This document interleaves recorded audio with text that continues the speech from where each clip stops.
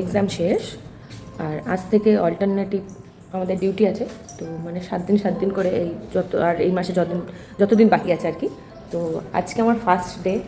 আমার সঙ্গে আর কে কে আছে মনে নেই, ঠিক আসবে যখন তখন দেখাবো। আর এখন মেনলি কাজ হচ্ছে, অনেক নতুন স্টুডেন্ট ভর্তি হয়, তাদের বই দেওয়ার ব্যাপার থাকে, ড্রেস দেওয়ার ব্যাপার থাকে, তারপরে অনেক নতুন বুকস ঢোকে, সেগুলোকে আবার মানে আমাদের নাম্বার গুনে রাখতে হয়। তো এই হচ্ছে আমাদের বুকসের পাহাড়। সব ক্লাসের বুকস আমরা রেডি করে রেখেছি, মানে আসলে আমরা যাতে সব অসুবিধা না হয় দিতে। তো চলো আবার পরে দেখাচ্ছি। তো ফাঁকা, এই বেঞ্চগুলো ফাঁকা দেখতে একদমই ভালো লাগে না, মানে ওরা না থাকলে খুব মিস করি। বেঞ্চগুলো ফাঁকা দেখে একদমই মনটা ভালো লাগছে না। আর কিছুদিন পরে আবার নার্সারি ঢুকবে, তখন ওদেরকে নিয়ে আবার আমাদের শুরু। তো যাই হোক, সবটাই তোমাদের একটু একটু করে দেখাবো।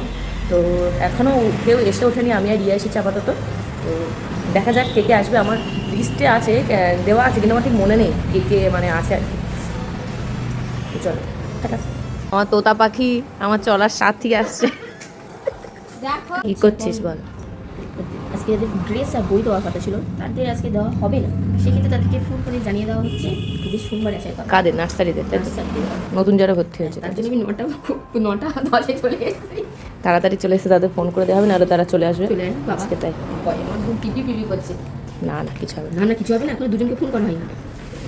কখন আসতে বলা হয়েছে? দুয়ারে সরকার বসেছে। তোমার দুয়ারে সরকার, হ্যাঁ দুয়ারে সরকার বসেছে তো স্যার, দুয়ারে সরকার 15 তারিখ থেকে ওদের স্কুল। ইডলিটা দারুণ। মামনকে এবার এই দায়িত্বটা দেওয়া হবে স্যার অনুষ্ঠানগুলোতে? মামুন তো থাকবে না। মামন থাকবে না তো, মামন এবার এই কাজগুলো দেওয়া হবে।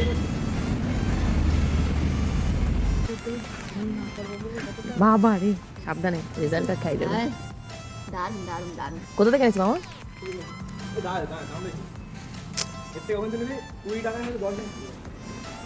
ও সব একটু ব্যবসা দেখানো দরকার হয়। 4.5 জন?